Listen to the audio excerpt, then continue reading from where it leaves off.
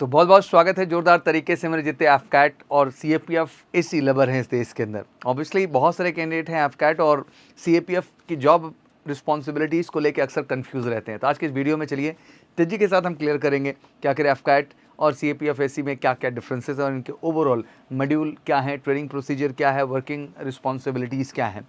Obviously किस job में ज़्यादा पावर है और कहते हैं कि which job is the best, आखिर इन दोनों में सबसे बेस्ट जॉब क्या है ये भी डिसाइड करने की हम कोशिश करेंगे। तो चलिए शुरू करते हैं तेजी के साथ AFCAT versus CPF AC. AFCAT versus CPF AC which job is best की अगर हम बात करें तो एफकैट ऑब्वियसली इसका मतलब एयरफोर्स कॉमन एडमिशन टेस्ट होता है। ऑब्वियसली साल में 2 बार जो है इंडियन एयरफोर्स एग्जाम को कंडक्ट करती है। ऑब्वियसली गैजेटेड ऑफिसर हैं ए कैटेगरी में। परीक्षा जो आयोजित की जाती है साल में 2 बार, जिसमें आपको रिटन, एसएसबी और मेडिकल से गुजरना होता है, जिसमें 2 ब्रांचेस हैं। एक तो एफकैट की फ्लाइंग ब्रांच होती है एयरफोर्स के अंतर्गत और दूसरा आपकी ground duty tech and non tech दोनों, मतलब टेक्निकल कोर के लिए भी हो जाती है और नॉन टेक्निकल कोर के लिए भी हो जाती है। एफकैट फ्लाइंग ब्रांच में आखिर करना क्या होता है? कहते हैं operate and look after fighter planes with the combat, युद्ध के साथ साथ लड़ाकू विमानों का संचालन और देखभाल करना। Helicopters are in service for the casual and emergency situation, helicopter आकस्मिक और आपातकालीन स्थितियों के लिए सेवा में है। एयर सपोर्ट एंड सप्लाईज, वायु समर्थन और आपूर्ति।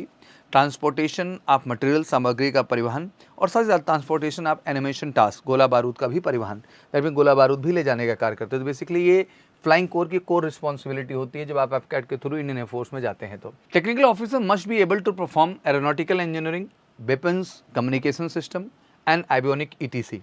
तो बेसिक रिस्पॉन्सिबिलिटी टेक्निकल वालों की है। Make sure the technicals are being provided with the required equipment and tools for the job consisting of radars, aircraft and etc.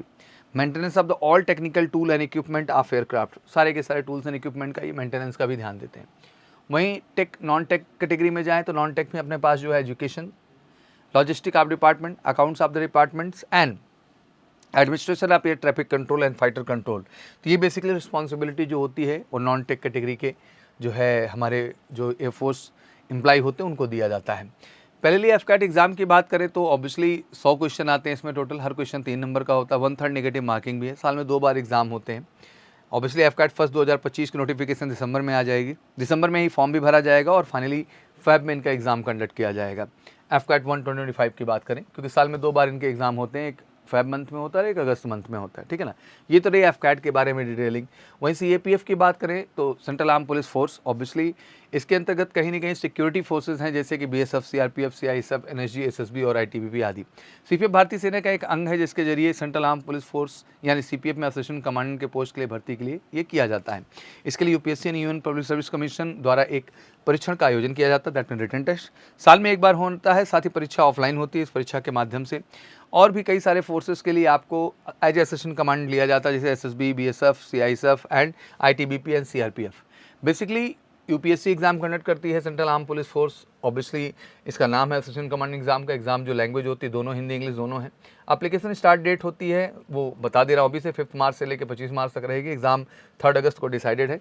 Process में भी वही है, रिटन है, फिर फिजिकल एंड मेडिकल है, देन फाइनली पर्सनल इंटरव्यू है, फिर DV हो के आपकी फाइनली वहाँ पे ज्वाइनिंग हो जाती है। पेपर पैटर्न की बात करें तो 2 हिस्से में है। पहला पेपर जीएटी का जिसमें 125 एमसीक्यू हैं, मतलब ऑब्जेक्टिव क्वेश्चंस हैं, 250 नंबर, हर क्वेश्चन 2 नंबर का है। ऑब्वियसली 2 घंटे का समय है। एंड सेकंड पेपर जो होता है general studies, essay and comprehension, पूरा डिस्क्रिप्टिव इंग्लिश का होता है, 200 मार्क्स का पेपर होता है। बहुत अच्छे स्टैंडर्ड का पेपर कंडक्ट होता है और एक्जैक्टली यूपीएससी के लेवल की डिटेल पढ़ाई भी करनी होती है इस एग्जाम में बेहतर करने के लिए।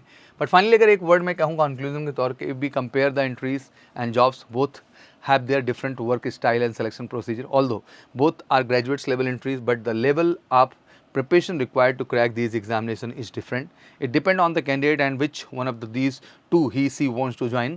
तो कोई भी फौज तो फौज है, हर तरह की फौज की वर्किंग एक ही होती है, तो ऐसा कोई कोड डिफरेंस नहीं है। बेसिक अपडेट थी जो मुझे देनी थी और मुझे लगता है जो भी ग्रेजुएशन की तैयारी करने वाले कैंडिडेट हैं उनके लिए इससे बेस्ट करियर ऑप्शन कुछ हो ही नहीं सकता है।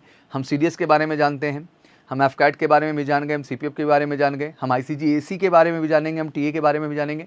हम मैक्सिमम ग्रेजुएशन लेवल पर जो अपॉर्चुनिटीज़ आती हैं उन सारी अपॉर्चुनिटीज़ के बारे में जानेंगे और क्रमशः एज ए अपेयरिंग ग्रेजुएशन के स्टूडेंट आप हैं या पास आउट हैं, आप बिल्कुल इन सब फॉर्म को फिल करिए और ऑब्वियसली आर्म फोर्सेस का हिस्सा बनिए। और एक्जैक्टली अगर आपका सपना है तो one of the best teacher team आपको मिलेगी। बेहतरीन रिटन की प्रिपरेशन ग्रेजुएशन लेवल पे जितनी भी एंट्रीज हैं सिंपली कॉल करके 9696330003 पर तो जुड़िए। और एक्जैक्टली अगर आपका सपना है ग्रेजुएशन लेवल पे आर्म फोर्सेस का हिस्सा बनने का, एफकैट सीपीएफ का हिस्सा बनने का, तो वेलकम टू एमकेसी। जय हिंद, जय भारत।